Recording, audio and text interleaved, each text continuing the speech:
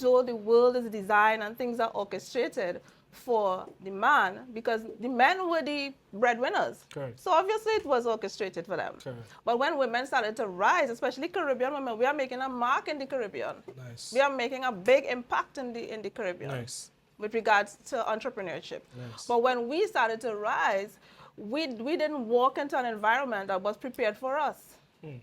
We walked in an environment that was prepared for men. Right. My personality is not one that is combative in that way. I like it. Mine is more of a collaborative type of approach. So you don't walk into somebody's house and then try to dictate how they run the house. So this is not about sit down in a corner and be submissive and know your place. This is about show your worth, make your mark, be consistent, stand up for yourself, but show that you deserve to be here. Yeah. And just be disciplined, focused, professional, wise, know when to speak up and know when to be silent. Because if you're fighting the person or you're fighting people in their environment, they're going to fight you back. Right. But if you show your value and you show your worth and then you become influential, right? You become collaborative. They are going to help you and they are going to make way for you. And the more women do that, we will create a space for ourselves in this entrepreneurial space. And sometimes in a male-dominated circle or world, you know, the women go up there and, like you said, being combative, and they know we have to go up there, we have to be a man too, you know, and they lose that touch, you know. Is that something that you see, or and how do you address that?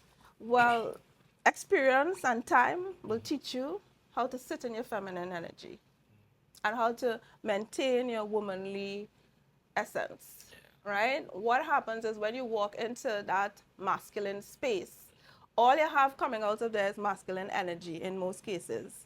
So it's very hard to stay feminine because sometimes you feel if you stay feminine, you're going to be taken advantage of. So the best way to walk into any space is being your authentic self. You are not a man, don't behave like a man. But you can build a business and stay feminine.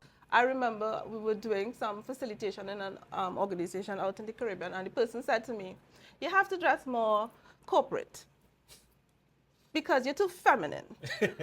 And people are not going to take you seriously if you're feminine. And I rejected that. And I stayed feminine. And I would stay in my gowns, and I would stay in my girly clothes, and I would wear my frills and my pastel colors. And I decided that I'm not going to become someone that I am not, just to please anybody or to fit in anywhere. I bring something to the table. Look it.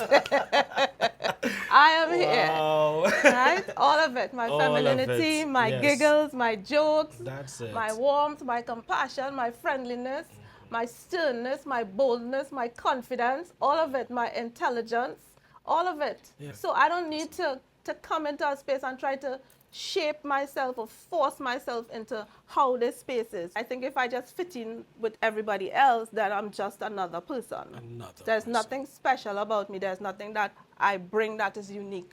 Correct. But when I stay true to who I am, I realize that that's what brings me success. So I want you, as we wrap up, to just speak to that young lady, that woman that is looking and feel the vibe coming from the studio and saying, yes, I could do this. Yeah. Just leave them with something that they could hold on to. Well, the first thing I would say is never bury your talent, always increase it. That is something that I've been saying since I was 29 years old. I'm 52, and that will never change. Because when you bury the talent, there's no way it's going to grow and expand, and then you're not going to influence the world. So if you know deep down inside of you, you are feeling that pull to entrepreneurship, I want you to really sit down and start to research what it entails to be an entrepreneur, and then make the decision, because being an entrepreneur is not just about money. It's about influence, it's about impact, it's about generational change, it's about transformation. A lot of people just look at business and entrepreneurship as money. So if you are feeling the pull in your spirit or in your inner being to step into that realm, then get into the presence of someone who has done it, who can teach you how to do it, and who can guide you and walk with you until you get to your version of success. Welcome. Conversations with Shelly. And before we leave, fun fact, all right? Again, you know, Shelly is a foodie. Yes. All right, what's your favorite local dish? And again, you travel the world, and what is your favorite international dish?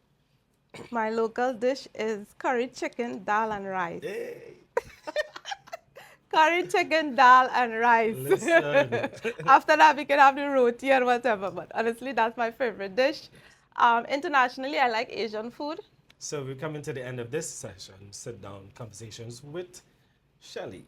Right, but I want folks to know that they're seeing again all this information. How can I join, the position to propel Academy? How Well, they can I? can go to Simply Shelly TNT on TikTok, Facebook, LinkedIn, Wherever.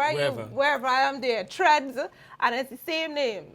Simply Shelly TNT. Click the link in my bio, and you go to Grow with Shelly. Book a clarity call. It's free, and we will have a conversation before we make a decision. Thank you so much. We're coming to the end of this session with Conversation with Shelly. See you soon.